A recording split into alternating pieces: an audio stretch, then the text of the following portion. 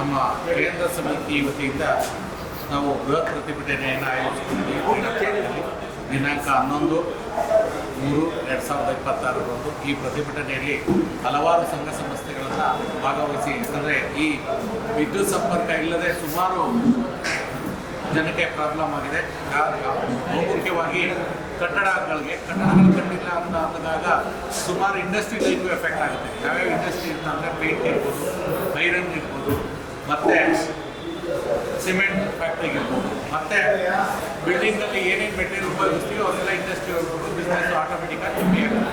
ಮತ್ತು manufacture units, transformer, electrical items ಏನು manufacture unit ಇರ್ತಾರೆ ಅವ್ರಿಗೂ ಬಿಸ್ನೆಸ್ಸು ಕಮ್ಮಿ ಆಗಿದೆ.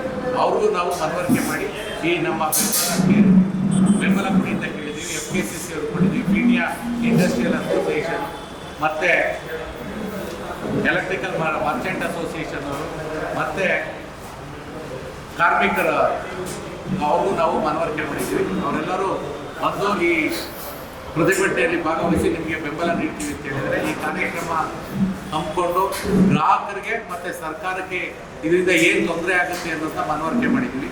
ವಿದ್ಯುತ್ ಸಂಪರ್ಕ ಇಲ್ಲದೆ ಯಾವುದೇ ಕಾಮಗಾರಿಗಳನ್ನು ಮಾಡೋಕ್ಕಾಗಲ್ಲ.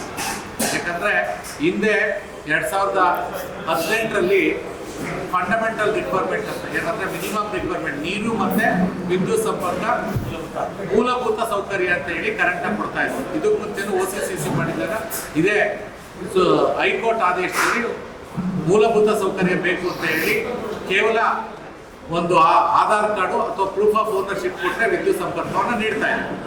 ಈ ಸುಪ್ರೀಂ ಕೋರ್ಟ್ ಆದೇಶ ಡಿಸೆಂಬರ್ 24 ಬಂದ ನಂತರ ಈ ಆದೇಶವನ್ನು ಫಾಲೋ ಮಾಡಿ ಅಂತ ಹೇಳಿ ನಮ್ಮ ಕರ್ನಾಟಕ ಸರ್ಕಾರ ಆದೇಶ ಮಾಡಿದೆ. ಆ ಆದೇಶದಲ್ಲಿ ಯಾವುದೇ ಕಟ್ಟಡಗಳಿಗೆ ವಿದ್ಯುತ್ ಸಂಪರ್ಕ ನೀಡ್ತಾ ಇದೆ. ನಮ್ಮ ಬೇಡಿಕೆ ಏನಂದರೆ, ಈ ಆದೇಶ ಬರೋದು ಮುಂದೆ ಜನಗಳಿಗೆ ಈ ಥರ ಆದೇಶ ಬರುತ್ತೆ ಅನ್ನೋದು ಗೊತ್ತಿರಲಿಲ್ಲ. ಬ್ಯಾಂಕ್ ಲೋನ್ ತಗೊಂಡಿದ್ದಾರೆ, ಕೈ ಸಾಲಗಳನ್ನು ಮಾಡ್ಕೊಂಡಿದ್ದಾರೆ. ಆ ಮನೆಗಳಿಗೆ ವಿದ್ಯುತ್ ಸಂಪರ್ಕ ಇಲ್ಲದೆ ಯಾರೇ ಬಾಡಿಗೆಯಿಂದಾದ್ರೂ ಬರ್ತಾ ಇಲ್ಲ, ಮತ್ತೆ ಬ್ಯಾಂಕ್ ಲೋನು ಕಟ್ತಾ ಇಲ್ಲ, ಕೈ ಸಾಲಗಳನ್ನು ತೀರ್ಸಕ್ಕೂ ಆಗ್ತಾ ಇಲ್ಲ.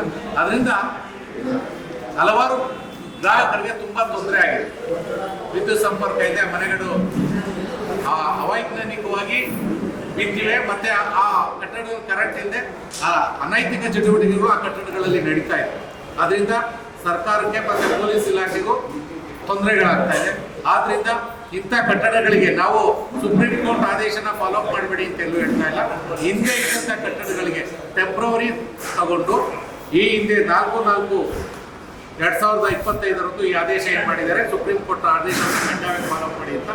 ಆ ಹಿಂದೆ ಟೆಂಪ್ರವರಿ ತಗೊಂಡಿದ್ದಂಥ ಕಟ್ಟಡಗಳಿಗೆ ಸಂಪೂರ್ಣವಾಗಿ ಒಂದು ಟೈಮ್ ರಿಯಾಯಿತಿಯನ್ನು ಕೊಟ್ಟು ಎಲ್ಲ ಕಟ್ಟಡಗಳಿಗೆ ವಿದ್ಯುತ್ ಸಂಪರ್ಕ ನೀಡಿ ಅಂತ ಬೇಡಿಕೆ ಇಟ್ಟಿದ್ದೀವಿ. ನೀವು ಪತ್ರಿಕಾ ಮಾಧ್ಯಮದವರು, TV ಮಾಧ್ಯಮದವರು ಹೆಚ್ಚಿನ ಸಂಖ್ಯೆಯಲ್ಲಿ ಗ್ರಾಹಕರಿಗೆ ಮತ್ತು ಸಾರ್ವಜನಿಕವಾಗಿ ತೊಂದರೆ ಆಗ್ತಾ ಇದೆ. ಇದನ್ನ ಎಲ್ಲ ಹೆಚ್ಚಿನ ಸಂಖ್ಯೆಯಲ್ಲಿ ಭಾಗವಹಿಸಿ ಪತ್ರಿಕಾ ಮಾಧ್ಯಮ ಮತ್ತು TV ಮಾಧ್ಯಮದವರೇ ಬಹುಮುಖ್ಯ. ನೀವೇನು ಪ್ರಚಾರ ಮಾಡ್ತೀರಾ ಅದ್ರ ಮೇಲೆ ಸರ್ಕಾರಕ್ಕೆ ಎಫೆಕ್ಟ್ ಆಗುತ್ತೆ ಅಂತ ಹೇಳಿ ನಾನು ಈ ಕೇಂದ್ರ ಸಮಿತಿ ಮೂಲಕ ನಿಮಗೆ ಮನವಿ ಮಾಡ್ಕೊಳ್ತಾ ಇದ್ದೀನಿ. ಧನ್ಯವಾದಗಳು.